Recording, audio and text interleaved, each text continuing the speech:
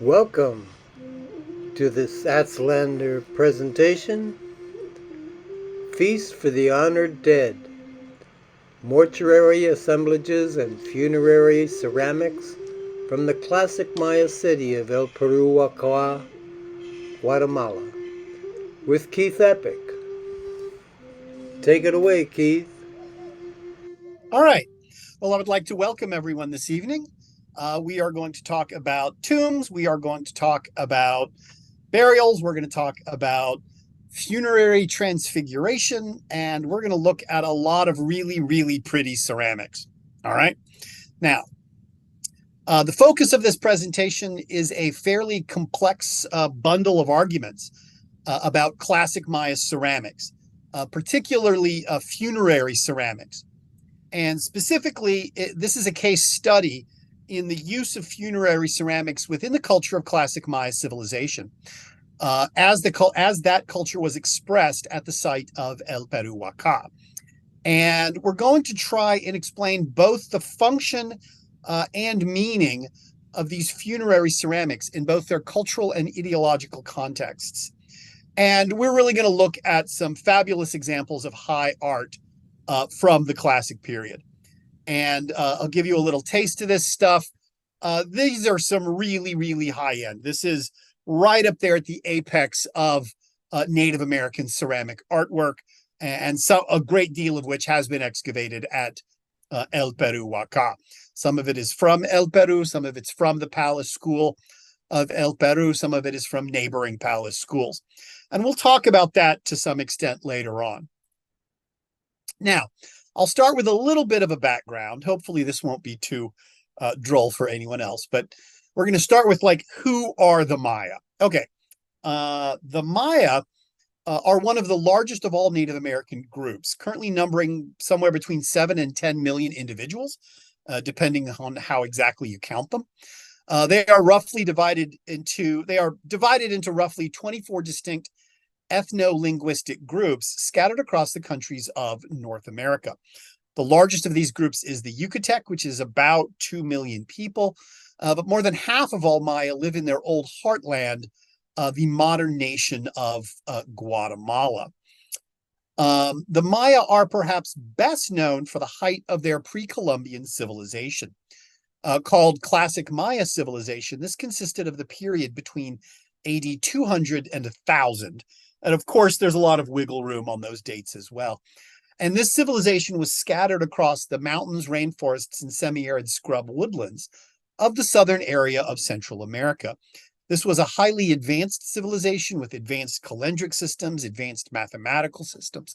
They independently invented the zero, a fully literate script, and fabulous architecture.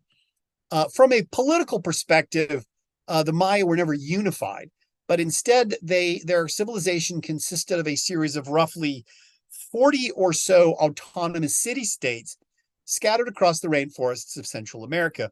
Although, again, that number can change depending on what exactly you consider a site or a settlement to be. But the two largest and most influential of these city-states were the great classic rivals, Tikal and Calakmul. Although there were numerous other polities locked into a complex web of alliances and trade partnerships and wars and marriages with each other throughout the duration of the classic period. If you want to try and imagine classic Maya politics, just imagine a big bowl of spaghetti with each of the noodles connecting each of these autonomous city-states.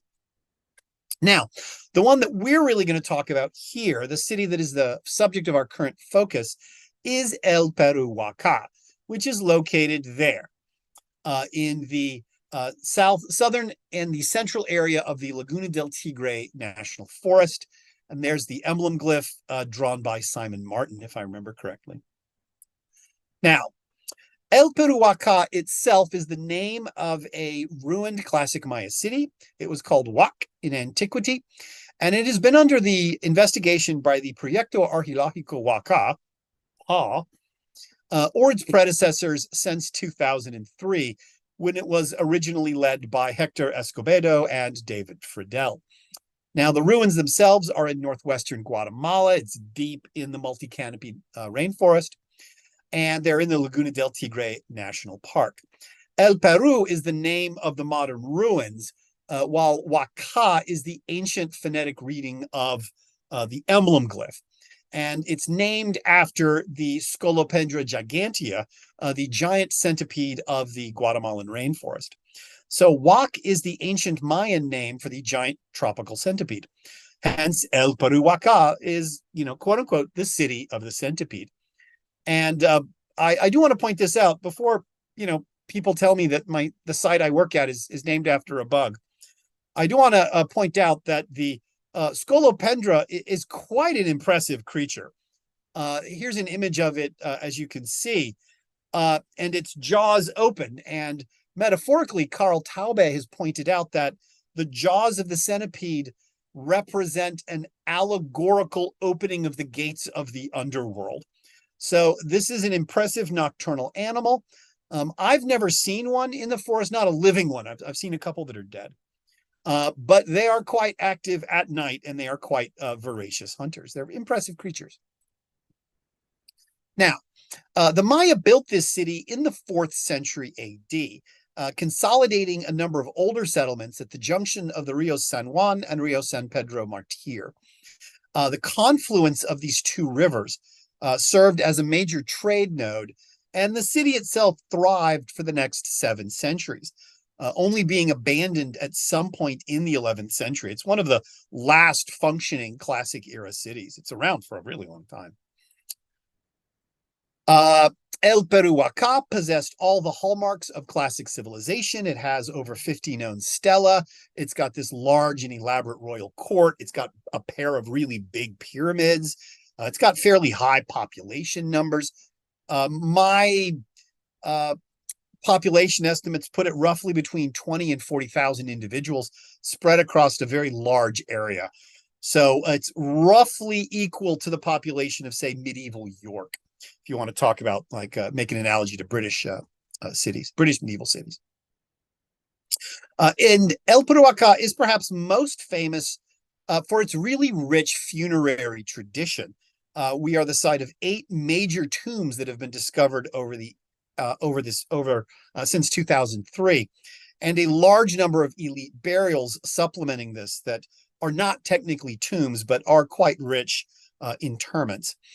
And it's really been key in studying this really impressive funerary tradition and through the breakthroughs in deciphering patterns of classic Maya urban settlement. And here are some of those tombs. There's a younger and thinner version of me inside the tomb of burial 38. There is Michelle Rich looking up from burial 39, which is one of the richest burials ever found in the classic lowlands, a very impressive burial. And if we put a partial catalog of these burials in a table, this is what we get, roughly arranged chronologically. And I'm going to refer back to these burials. So I wanted to have sort of this reference. You guys have a framework of where all these burials fall chronologically and who may or may not be in these burials. The earliest burial is burial 81, which is a deeply buried founder king deep in the foundations of the royal palace. And he's roughly around the year 300.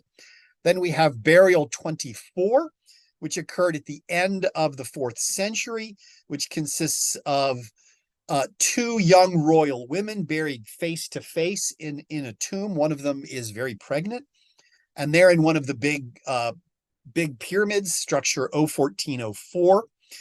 Then we have the recently discovered burial 110, which was only discovered by Olivia Navarro Farr about 2 years ago, which has a buried individual with what I have yet to confirm this, but I'm pretty certain there's Teotihuacan thin orange associated with burial 110. It's a very deeply buried interment deep inside structure M13-1, which was the main temple for most of the classic period.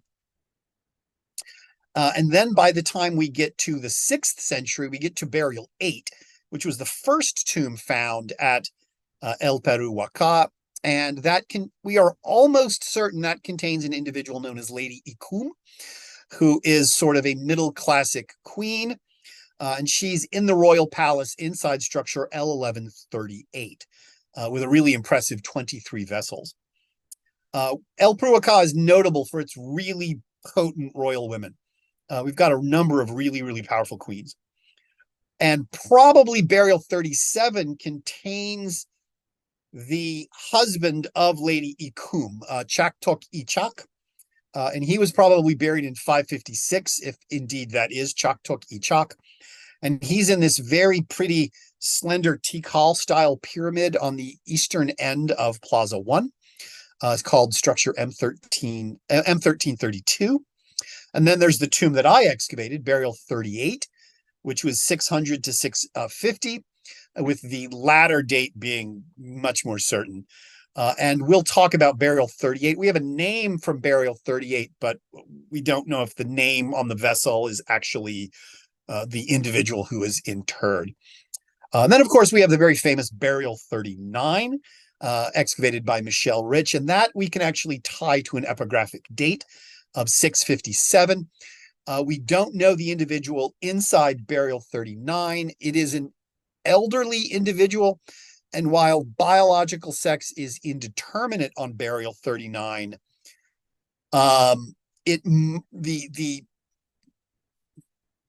we have some evidence that suggests that it's male, and David Friedel has suggested that it is a scribe king. And the burial 39 individual, the strontium isotope analysis of his bones indicates that the burial 39 individual is probably from Calakmul. And he is again buried in one of the big pyramids of the site, O1404, although his tomb is intrusive. And it's the largest burial at El Peru-Waka with a staggering 31 vessels. Then we get to burial 61, which isn't as rich as burial 39, but it's more famous, certainly in terms of the individual buried within it.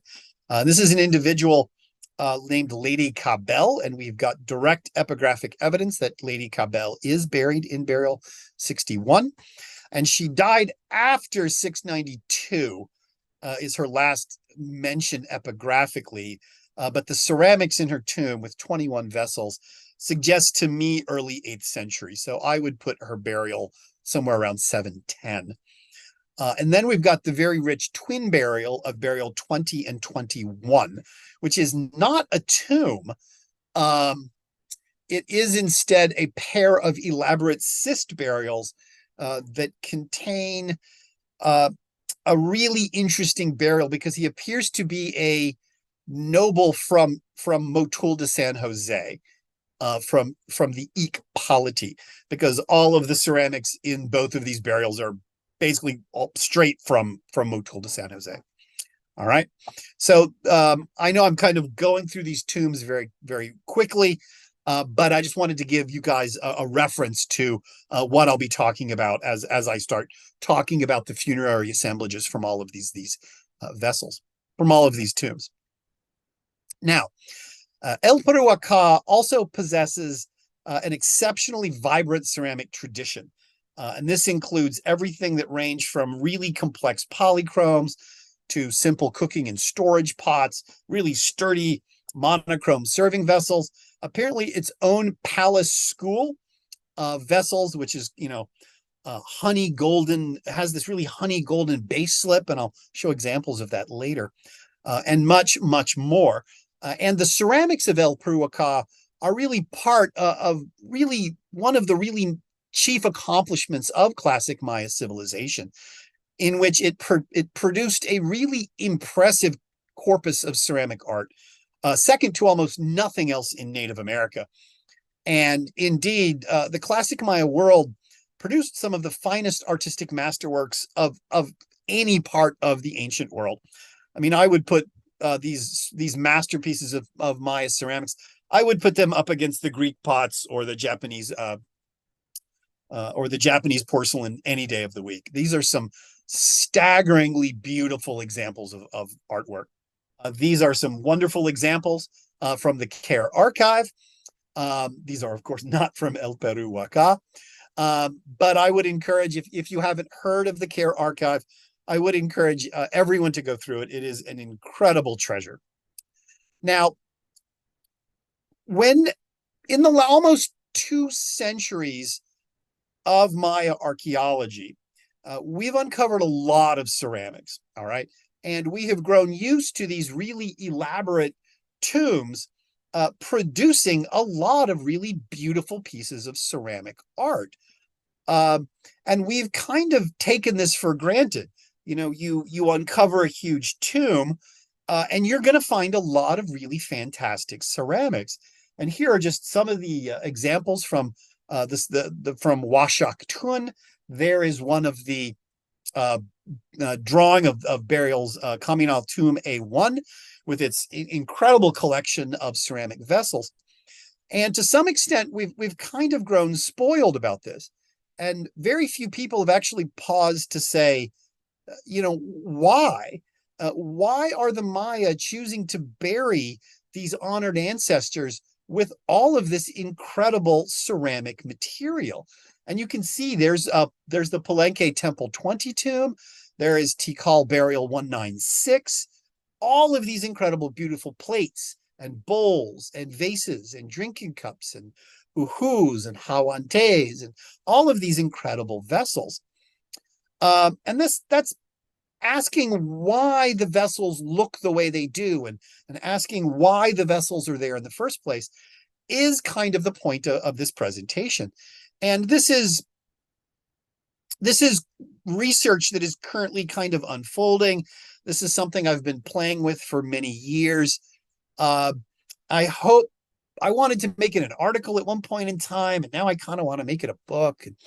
Anyway, but looking at why these vessels are actually in these tombs is the point of all of this research. And the argument that I'm going to lay out here basically proceeds along 4 points. One, it argues that these funerary ceramics held foodstuffs. All right. It's not just that the ceramics are these beautiful works of art and are being interred with these really honored ancestors. It is also that they held materials. They held food. Some of the food was real. Some of the food was just incense. Some of the food was jade. And thus it represented feasts. They're laying out feasts inside these tombs. Second, is that if you understand that these burials are essentially feasting events, then the deposition of these grave goods served a similar function it served a similar societal function as feasting events in other parts of Maya society. But they weren't just feasting events. They were feasting events that were being buried. So they also served as key parts of burial rites, as key components of funereal transfiguration. And I'll explain what that means in about 15 minutes. Thus, the vessels and the feasts they were part of, they acted to kind of create these ritual narratives of memory to aid in the establishment of honored ancestors. They're part of these rituals that are going to take the dead body and turn the individual into an honored, transfigured ancestor. All right. Now, the last time I touched on this research, which was a number of years ago, we argued that these funerary ceramics functioned as a feast for the honored dead, that the offerings of food and drink were sacrificed to honor the passing of respected elders and the honorable dead. Now, this argument relied on a couple different things. Similarities with known feasting deposits, epigraphic evidence from the vessels themselves, direct archaeological evidence of consumables, and the spatial arrangement of the vessels inside the tombs themselves. Taken from Renz Boudet, 2006, the archaeological markers that identify feasting deposits consist of basically these extensive middens with the following attributes. These feasting deposits representing these feasting events were associated with high status architecture. They contained a high concentration of figurines. They contained edible animal bones. They contained dense deposits of finely painted ceramic serving vessels, especially plates and vases. You're not generally going to see a lot of quotidian ceramics in these mixed in with these known feasting events. And additionally, from the feasting events that I excavated at El Peru-Waka, I would indicate that I would add the following attributes. One, we have a near total absence of cooking and storage vessels. Two, we've got musical instruments, notably ceramic drums and little flutes and ocarinas. And finally, we have small, thick-walled jars, basically associated with fermented honey. So let's actually look at known feasting deposits. Like, what does the archaeological remains of one of these big Maya feasts look like? And feasting deposits are known archaeologically from across the Maya region. And you can see there's a string of citations for them. And multiple feasting events have been documented at El Peru-Waka, notably deposits associated with structure L1322 that I excavated with David Mixter, structure N143 that I excavated with Emily Haney.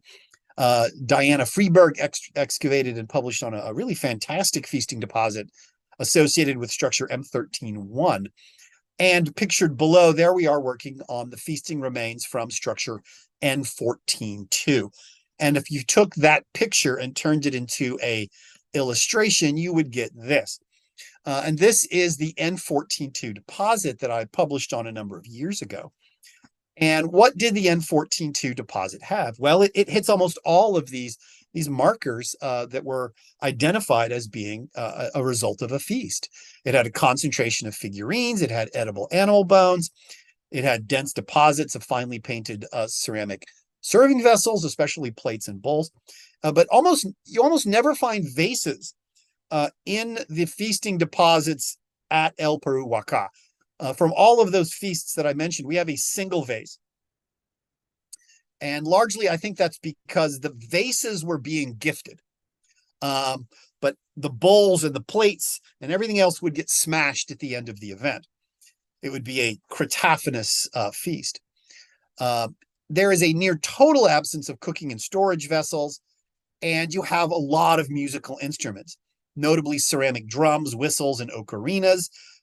And of course, we have these small, heavy, thick-walled jars that are associated with fermented honey. And also at the N142 deposit, at the end of the feast, they actually sacrificed a pair of individuals as well. Burials 18 and 19, which are almost certainly sacrificial in nature. Now, the funny thing is, if you take the known archaeological markers for feasting deposits and apply them to elite burials, you find they meet many of the same criteria. So the elite burials at El Peru-Waka possess many of these attributes. They are associated with high-status architecture. They contain finely painted ceramic serving vessels, especially plates and vases. They have a near total absence of cooking and storage vessels. They have the presence of figurines and figural ceramics. Sometimes, not always, sometimes. And you have edible animal bones. Sometimes, but not always. And let's take a look at a couple examples. Here is burial 21, which is half of that really impressive twinned burial associated with structure M1415. This is the individual who's probably from Motul de San Jose. So burial 21 is associated with the elite architecture. It's associated with structure M1415, which was this kind of large, impressive ancestor shrine that contained multiple burials. It had 5 people buried inside this thing. It contains 4 polychrome vessels and a tobacco flask. And the 4 polychrome vessels are not part of the ceramic tradition of El Peru-Waka. And I showed these to Matthew Moriarty, and he was convinced almost all of them are from the Eek polity. They're from Motul de San Jose. And including that large vase, the slender vase that you see in the background, that is in fact an Eek style vessel. And it while quite battered, it has a legible scene of a Ba-Ahau kneeling in front of Tayal Chan Kinich, who is the Lord of Eek. And it is my feeling, not based on a lot of hard evidence, but is my feeling that the kneeling individual on the Eek style vase from burial 21 is the individual buried in burial 21. All right, the name has been effaced from the vessel, but we can read his title. He's the Ba-Ahau, and I believe burial 21 is the Ba-Ahau of Motul de San Jose. There is, of course, a total absence of cooking and storage vessels And you have the presence of figural ceramics, including the Eek-style vessel that I just referenced. And we see many of the same type of ceramic vessels in these feasting deposits and in these elite burials. Here are the bowls associated with the N14-2 deposit that I spent the better part of a summer rebuilding, like 20 vessels from this shattered feasting deposit. And as you can see, it's many of the same types of bowls. When you compared the vessels from the feasting events with the vessels from the elite tombs, we can see that they're almost exactly the same. They're the same type of vessels that are used in the feasting deposits that we see used as grave goods in the elite tombs. These bowls, these flat-bottomed bowls, these large presentation platters, these glyphic-covered polychromes. Here are the polychrome bowls. Let's move on to the vases. Here on the upper left, you can see the polychrome vase that Diana Friedberg and I spent a couple weeks trying to rebuild. This is from the structure M1244 Cuartito feasting deposit, and it's this really badly shattered polychrome vase. But it's the exact same type of vase that you see in these really elite burials. So here are the polychrome vases, comparing one of the few vases known from a feasting deposit, in this case, the Cuartito deposit. And I'm comparing them here with vases recovered from the elite burials of the city. There's a vase from burial 21. That's the Eek-style vase. There is one of the vases from burial 38, which is very much within the ceramic tradition of El Peru-Waka.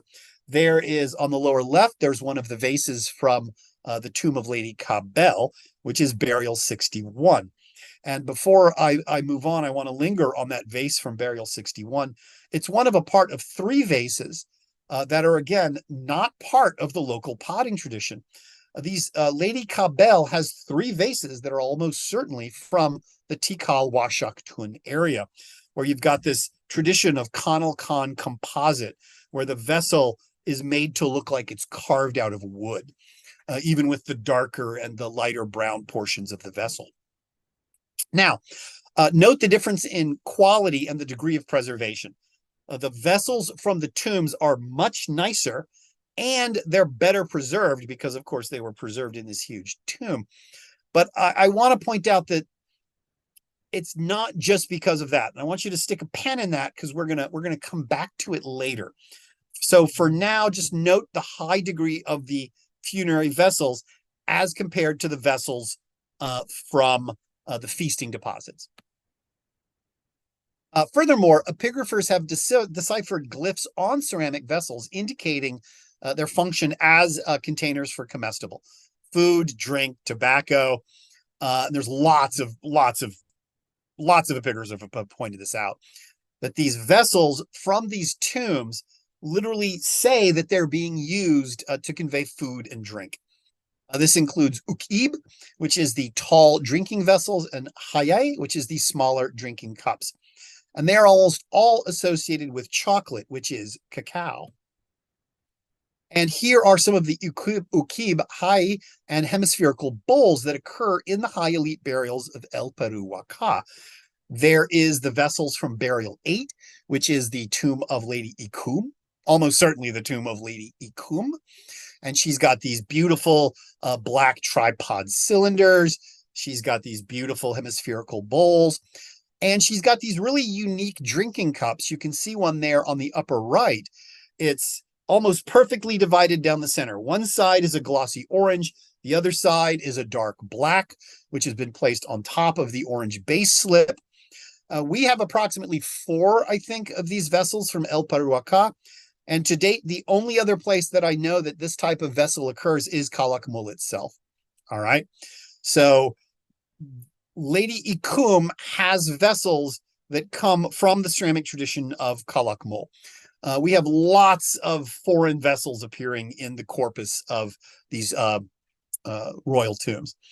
Here is burial 37, which is probably the consort of Lady Ikum. Both tombs are contemporaneous. And you can see the individual in 37 has many of the same types of vessels. These beautiful black tripod cylinders, these hemispherical sort of mushroom-based bowls. And again, these black-white drinking cups that we are calling jaguar naranjo negro. Here are the late classic versions of the ukib hae and hemispherical bowls. There's burial 38. There's the very famous cormorant vessel. For a while, that was on display in the National Museum of Guatemala. That was quite a thrill. There's burial 61, and there's two more of those sort of Conalcan composite vessels that are almost certainly from the Tikal Washak Tun tradition. They're not from the El Peru-Waka tradition. The El Peru-Waka tradition is going to produce a ukib like on the upper right with the sort of fluted black slipped vessels, black slipped vases. And at the bottom, there are some of the vessels from burial 39, these sort of drinking cups, these bowls, including the one right here. All right, this is burial 39. That is the individual who had the strontium isotope analysis that indicated he was from Calakmul, and he's buried with ceramics from the Calakmul area.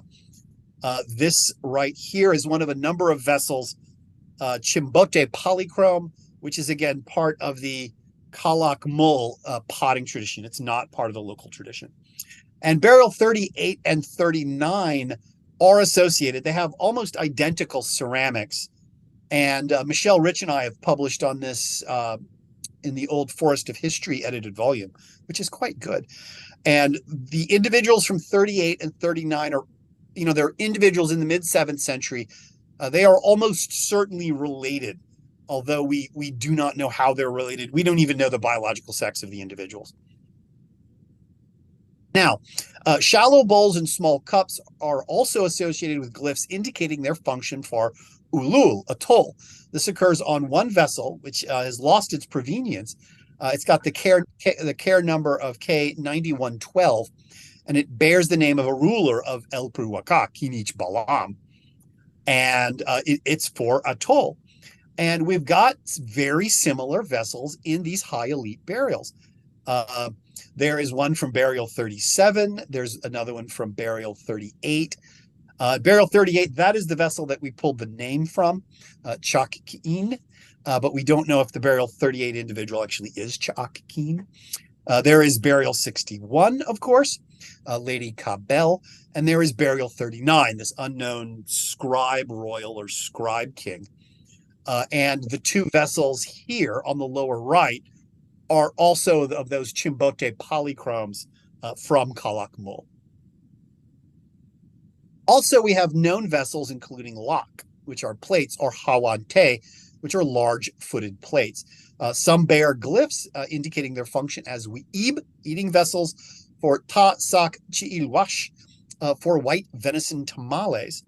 And we've got these sort of presentation platters, these lak and hawante, in the high elite burials of El Peru-Waka, versions both in the early, middle, and late classic. And in our shape classes, I refer to them as presentation platters because they are specifically designed to carry a large amount of food, to present the bounty of this feast. And these things would have been covered in piles of tamales or, literally a huge roast turkey or a large piece of venison, literally just like turkey serving platters that we have in the United States.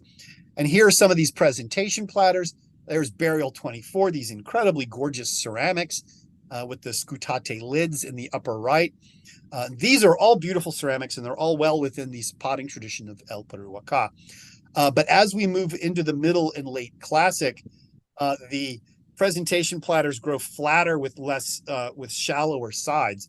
And we can see that in burial 8 and in burial 37.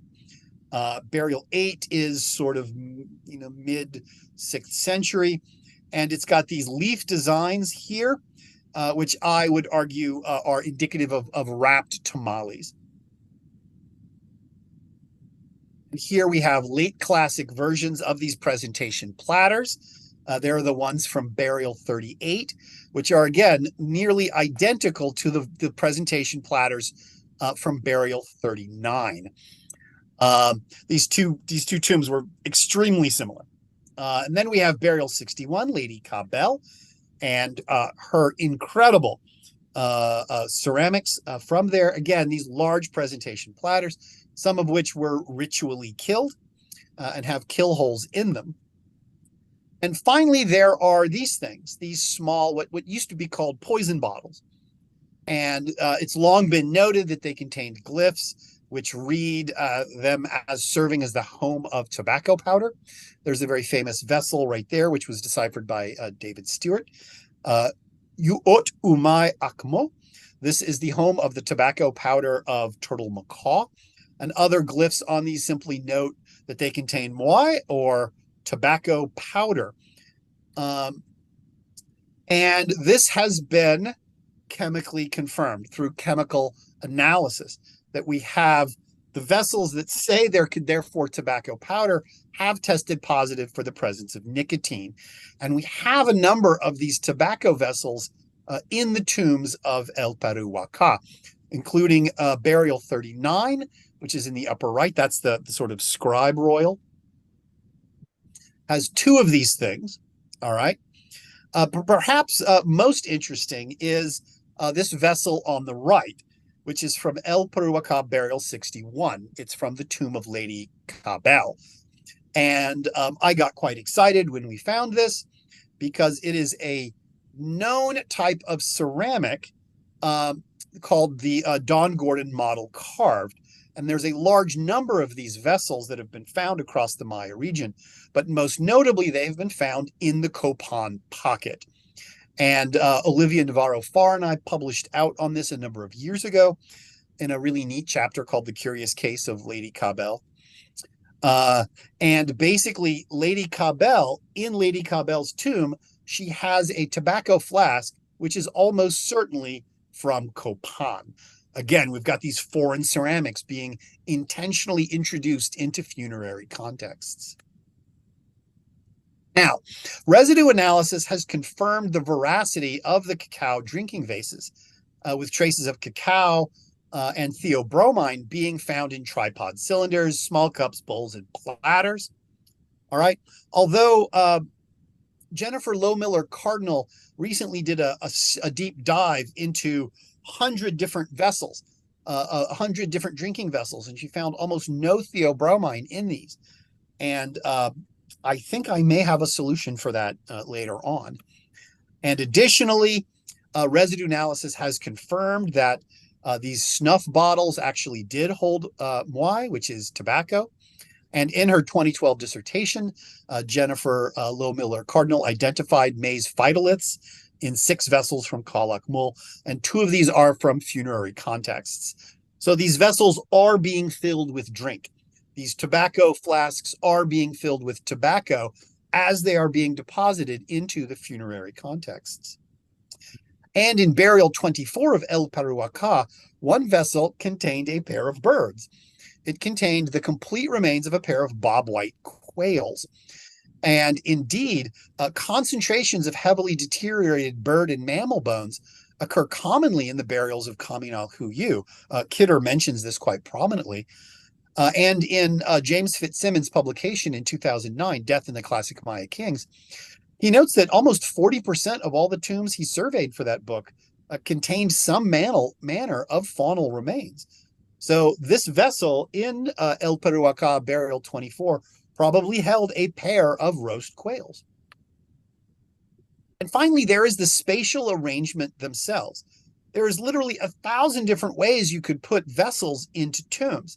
Yet again and again in these Maya tombs, you see the vessels are lined up or are clustered at the foot and at the head. And this is intentionally mimicking the arrangement of vessels at a banquet, the arrangement of vessels at a feasting event. And in photos of ethnographically known Maya feasts and ritual meals, the food is laid out in rows, either along a long table or in front of an altar or a shrine. And for the most part, within certain space considerations, this is how funerary vessels are laid out in these tombs, generally along one side of the deceased. As you can see on the right, that's burial 39, or clustered at the head and a feet, just like a banquet. Here is burial 37. Again, the vessels are clustered in a line at the feet and at the head. And here's burial 39, where they were probably arranged along one side of the tomb. But burial 39 was disturbed, really disturbed taphonomically. It was once thought that the entire burial was laid out on a wooden bier that then deteriorated. That's probably not correct. Burial 8 was re-entered in antiquity, and it was probably left open for an extended period of time, possibly even several years. They were entering and re-entering Lady Ikum's tomb in burial 8. And every time they entered and re-entered and deposited and left something, took something else, they were disturbing the arrangement. So burial 8 is the most taphonomically disturbed tomb we have at the site. Here is burial 24 and burial 61. Again, these materials are laid out either in a row or at the head and at the feet, as if they are at a banquet. And again, funerary ceramics were crafted to hold comestibles. They have writing that declares this. They've been found with the residue of foodstuffs inside them. They are arranged to display their content, and they resemble archaeologically known feasts. And offering food and drink to the honored dead has a deep antiquity in Latin America, and is today commonly practiced across the region. There's lots of ethnographically documented literature that affirms this. Descendants offer comestibles to the ancestors as a sacrifice, and in the past could actually be accompanied by an actual sacrifice, be it animal or human.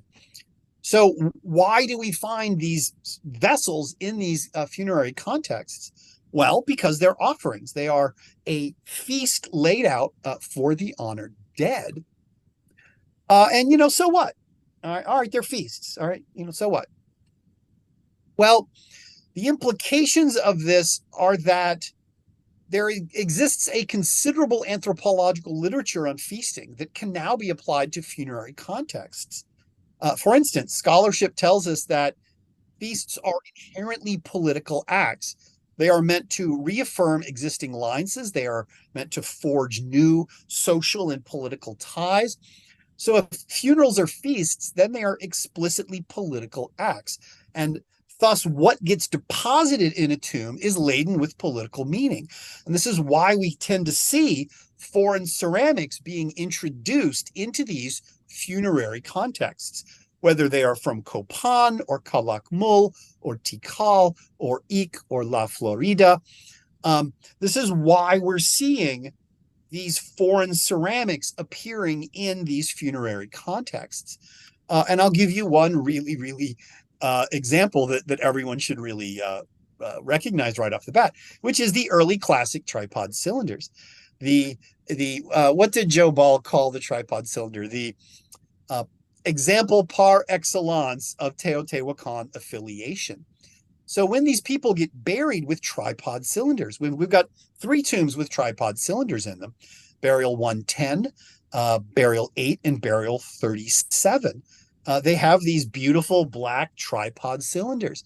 So at the funerary feast, when Lady Ikum was being interred in structure L1132, or the burial 37 individual, which is probably Choctoy Ichak of El Peru-Waka, was buried in structure M1232.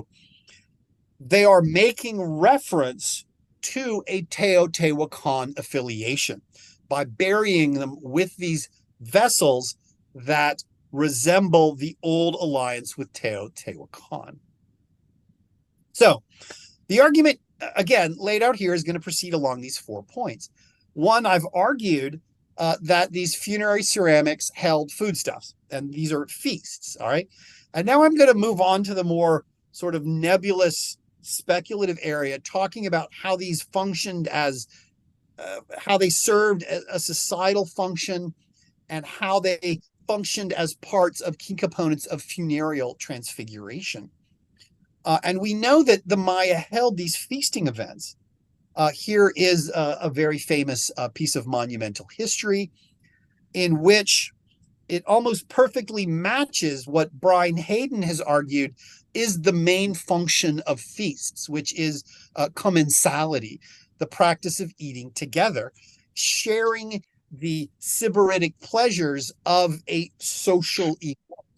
And this is something that all of us do and all of us are familiar with, that it creates this kind of warm sensory memory, intimately connected with food, with drink, with company, with events. Max gave a wonderful presentation about this at AFAR a few years back. But I especially want to focus on what Brian Hayden says about funeral feasts, because he pauses in his wonderful book about the power of feasts to talk about funerals. And this is one of the things he says. And as I read this, I want you to think back to all of this food and all of this drink and all of these comestibles being deposited alongside the honored dead. And this is what Brian Hayden said about funeral feasts. He said that funerals provide one of the best opportunities for ambitious aggrandizers to promote their own interests. First, the ambition is masked. The event is nominally for the dead, not the host, due to the large scale and lavish expenditures. Funeral feasts are often used as an epididactic signaling display that indicates to all guests the power of the host group, especially important after membership has been reduced by a death. They make excellent venues for establishing or reestablishing mutual support networks. They are lavish funerals, which can be used to establish the dead as powerful spirits to which only successful lineage heads have direct access. So when we lay out a feast for an honored ancestor, we are mourning the individual, but we are also affirming the societal and political connections that pre-exist. Thus, these feasts for the honored dead serve an important societal function. It's a cultural institution. It's a cultural practice that seems to serve a distinct societal function. The hosting group is emphasizing its power and wealth. So you want to lay out your honored dead with a tremendous feast to show that you can, in a kind of destructive act of Veblen-esque consumption.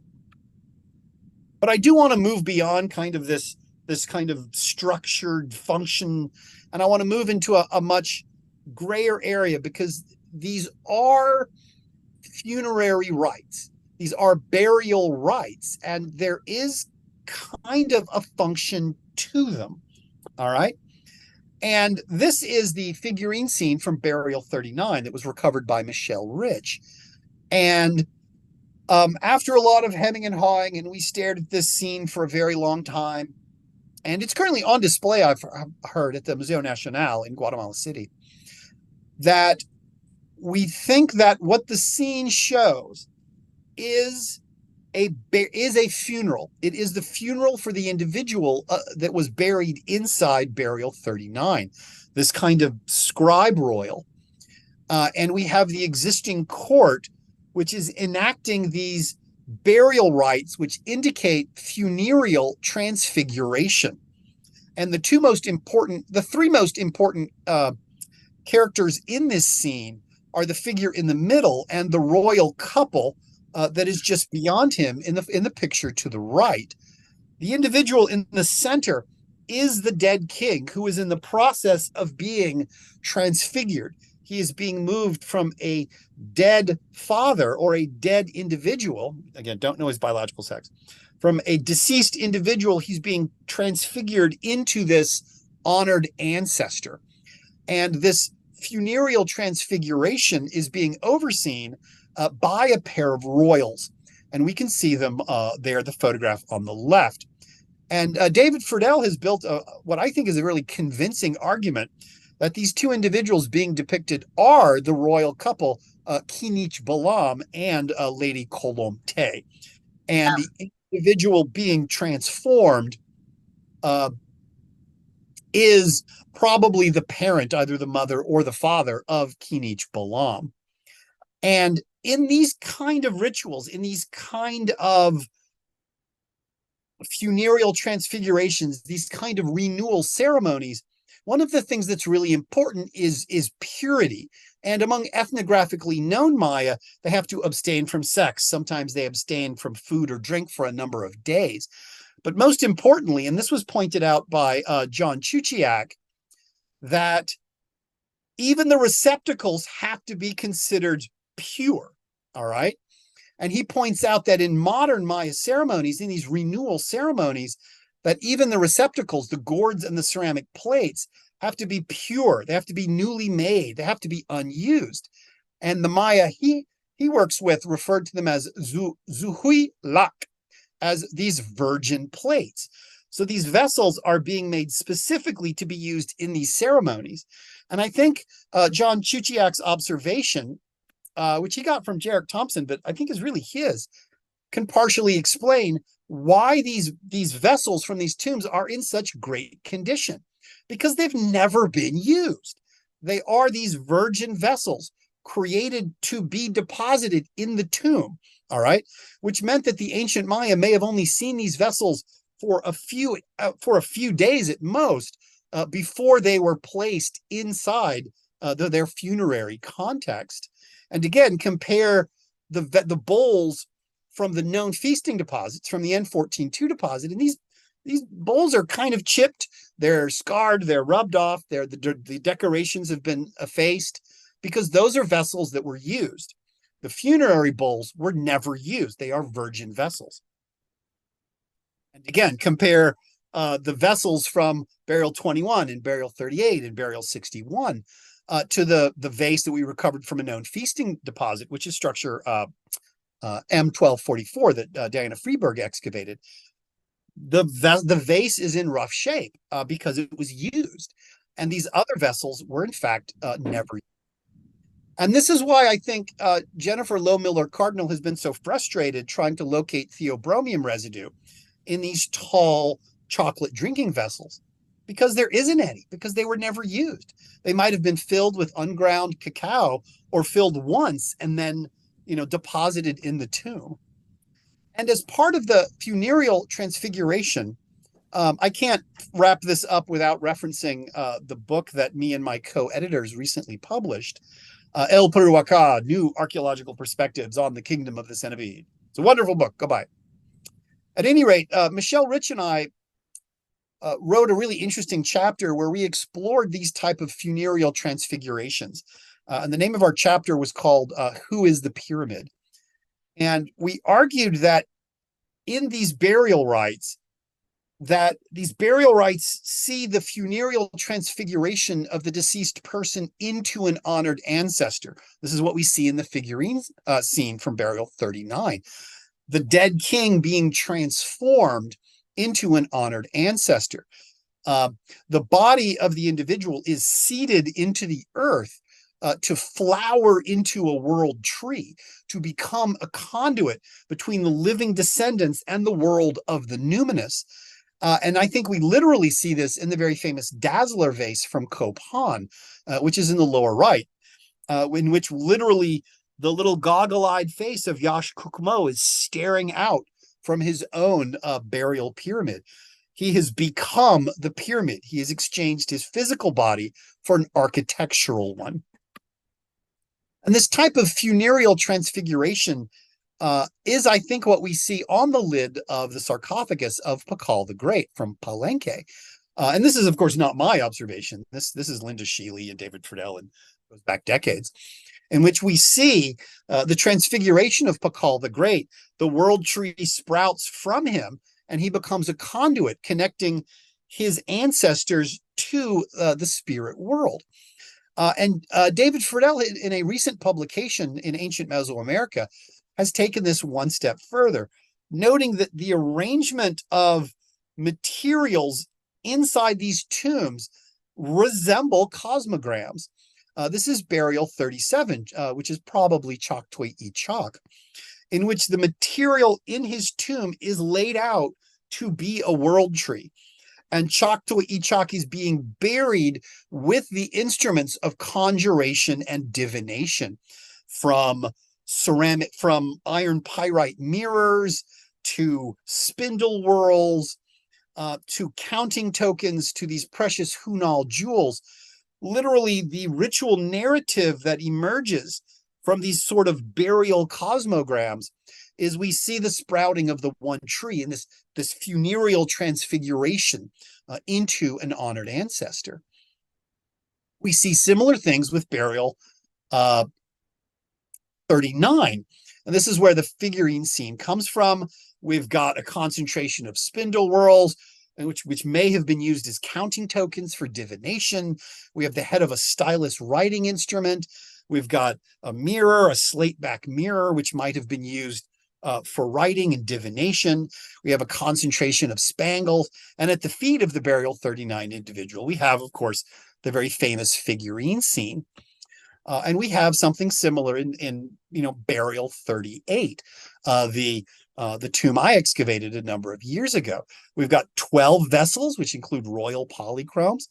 We have a zoomorphic ceramic dog, which is just absolutely adorable. We have a partial name. We pulled off one of the bulls, Chak Ki'in. But again, we don't know if the name on the bull actually refers to the individual. Because as you can see from my drawing of burial 38, this tomb was re-entered in the 8th century, and they removed almost all major skeletal elements, leaving only sort of a scatter of bones throughout the bottom of the tomb. There is a slate mirror that was buried with this individual, as well as a jade mosaic mask. There was 6 bundled stingray spines.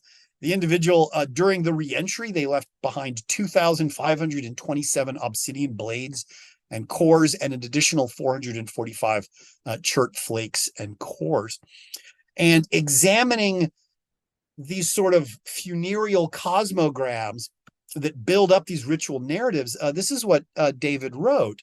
He wrote that we conclude that these rulers were interred with carefully arranged iron ore mosaic mirrors and other paraphernalia of conjuring and divination to emphasize their abilities in life and afterlife to call upon supernatural powers to prophesize and aid in their own realm. Contextual analysis can show that while the Witena, that's his name for the really big pyramid, and the Mirador group at Waka were home to recognized mirror conjurers and oracles, no doubt the Waka mirror conjurers' responsibilities included caring for the welfare of their people, as all Maya royalty must have done.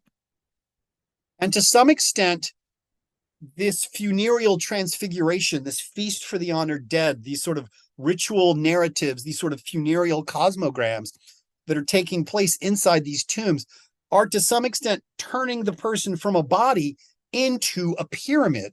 And this is the argument that Michelle Rich and I made in our book that was published, I think, last month, in that we have these pyramids and these palaces, and it is not just that these pyramids contained the individuals of the honored ancestors, but to some extent, these pyramids became the bodies of the honored ancestors. And to the people of the city, the pyramid wasn't a monument to the memory of this ancient individual. It was the ancient individual that is literally looking down and serving to assist in the aid, guidance, and protection of the people of the city. And thus, putting this all together, the votive ceramics, the burial feasts, and the funereal transfiguration serve to fashion a collective memory in the popular imagination of the people, to create this sort of landscape where the spirits of the honored ancestors literally looked out over the city they once governed. And thank you. Gracias por su atención.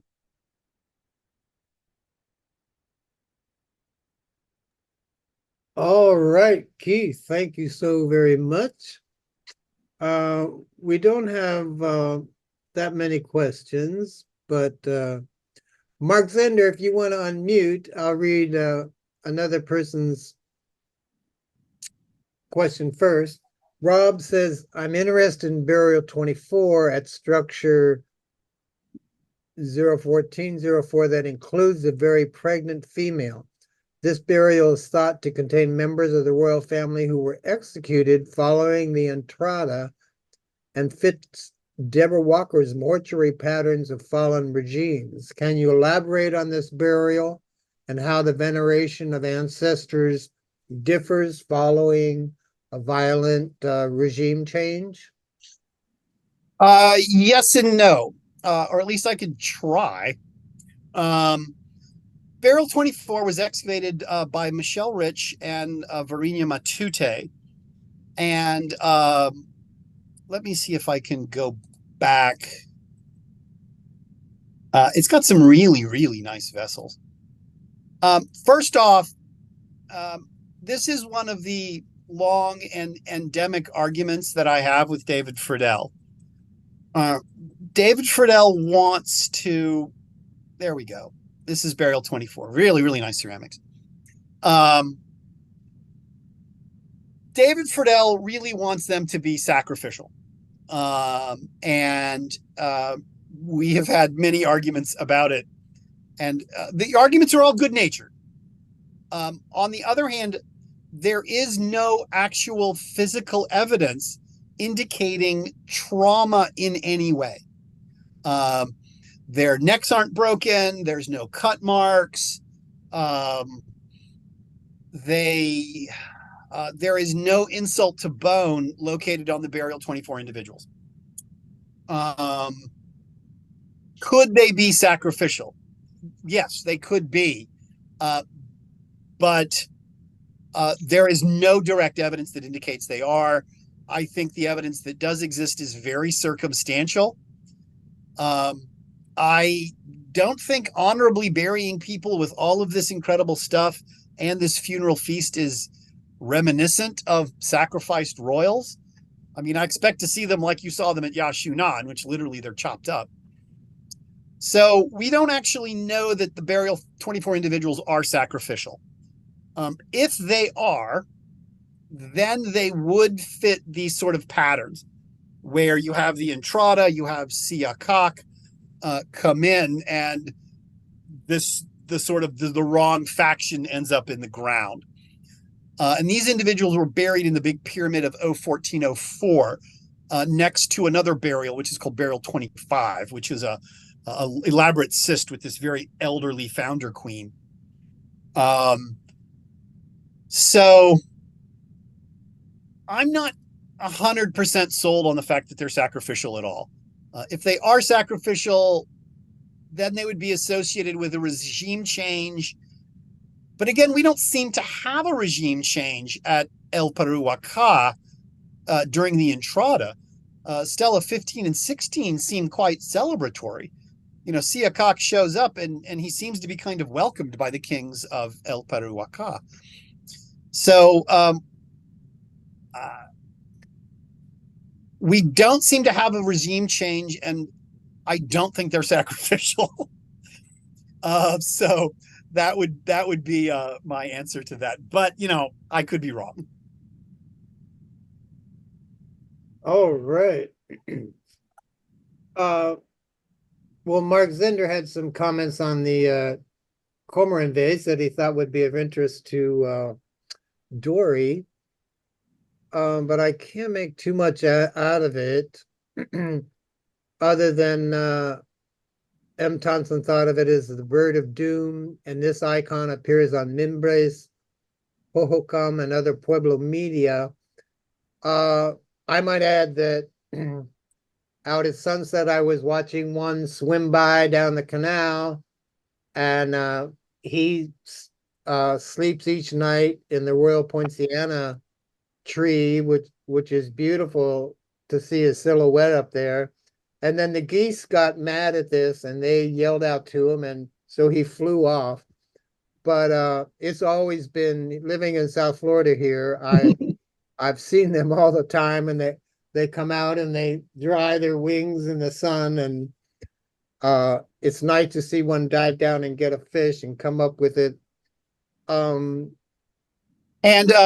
let me see if I can get a better, yeah.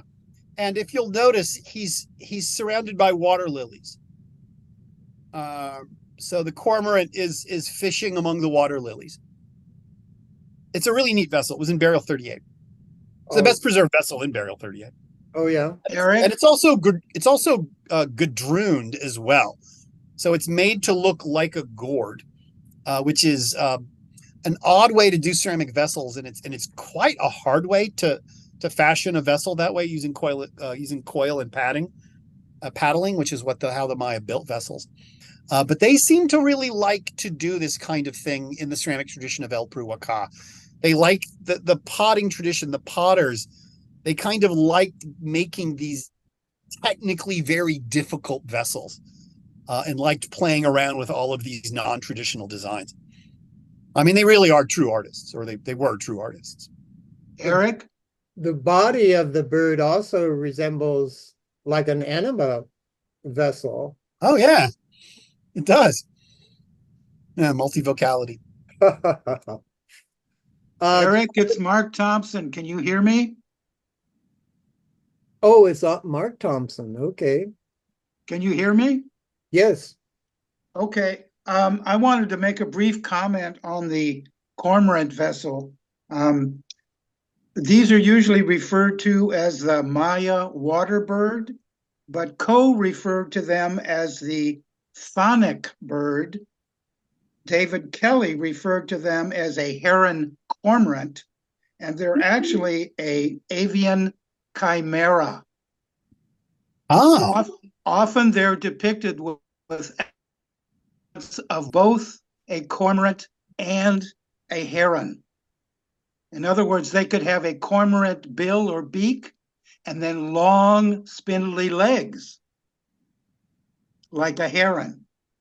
And these are found on in Mimbres vessels as well. It's a fairly prominent motif associated with their version of the underworld, Hohokam, as well as other Pueblo media such as rock art and Kiva murals. I thought Dory might find that of interest. You want to unmute, Dory? Let's see. Well, the few things I know about cormorants is one thing is that Linda Shealy talked about in their behavior of all of the birds that are typical of the Maya lowlands. The cormorant, first of all, it's very dark colored, and it's really a hefty bird. It can disappear under the water for many, many minutes.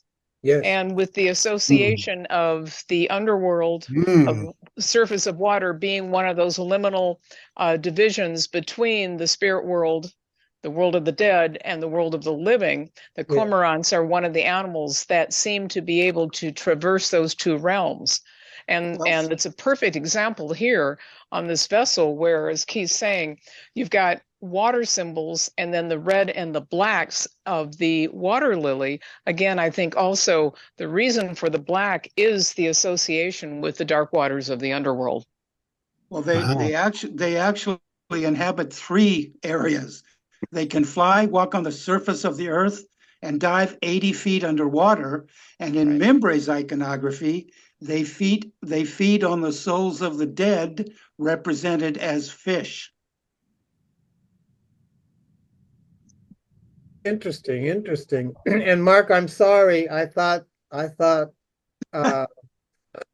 you were Mark Zender. Well, we were both students of David Kelly. All right, that's great. Well, thank you for your comments. You will.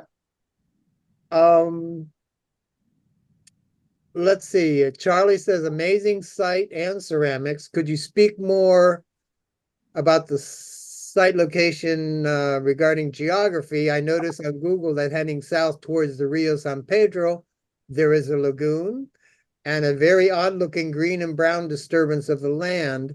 It is indeed a strategic location, which probably relates to all the elite party feasting artifacts. Can you say more about relationships with other Maya kingdoms?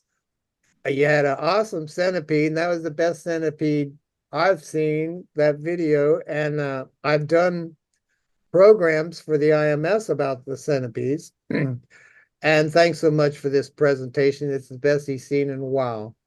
Thank you.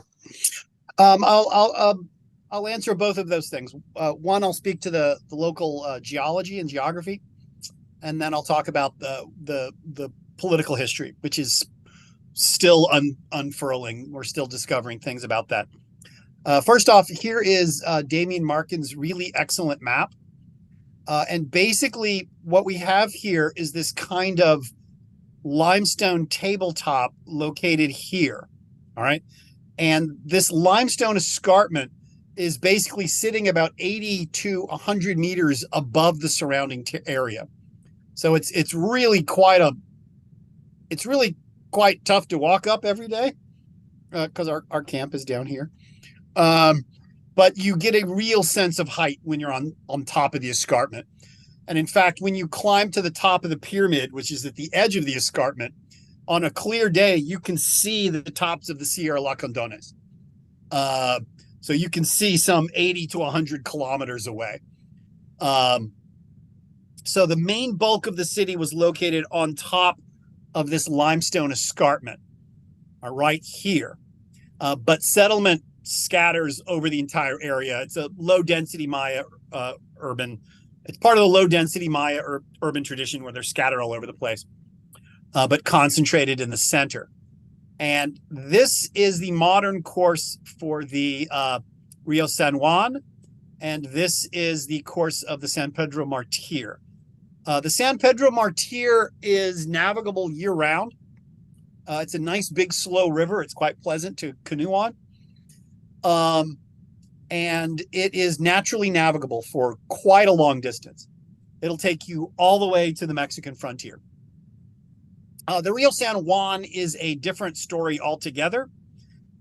Today, it is a miserable little brown trickle of a seasonal river. It really only turns into a river during the rainy season. And it tends to move around in this floodplain quite a bit. And hopefully I'm not talking out of class when I say this, but Damien Markin and I have spent many hours staring at maps with alcoholic libations. And one of his, I think, more compelling ideas is that the reason that the Rio San Juan is in such a miserable state today is we're looking at what was a highly engineered hydraulic system in antiquity, that they canalized the river and they built a series of terraced fields out here. And we've got this weird thing along here, which seems to be an ancient riverbed. So we think that the Maya may have redirected the entire river in antiquity. And then the civilization collapsed. And then what we're looking at here is the remains of a completely deteriorated extensive system of hydraulic engineering. So that's one of the reasons that the San Juan is in such a miserable shape today. And that's why we've got this weird sort of ancient riverbed much closer to the city, because that may be artificial. And so the city is sitting on this really naturally defensible escarpment. It overlooks a major trade node. There's the river traffic that's going east-west. There's also a well-documented trade route going north-south that Brett Woodfell published on, and Chloe Andre published on a few years ago. So El Peru-Waka is basically a mid-tier Maya city. It's not up there with Tikal and Calakmul, but it's definitely pretty important. And the fact that it's sitting on this really major trade route in this highly defensible position meant that it could really punch above its weight.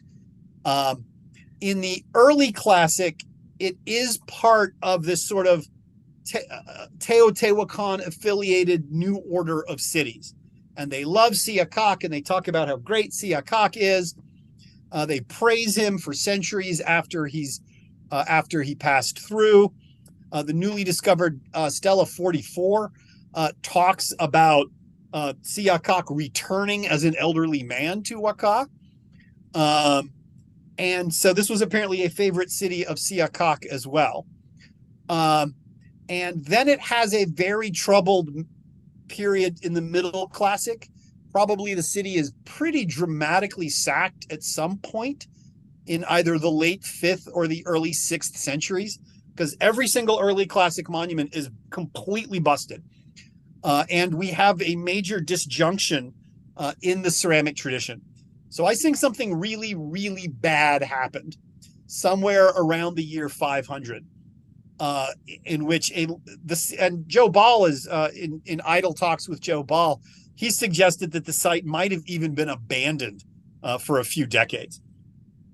And if true, then the city is more or less resettled by people who are more affiliated with Calakmul. And they set up this kind of independent, autonomous city-state. These are people who are using the Ahau title and are asserting their independence. But we have these really close connections with Calakmul.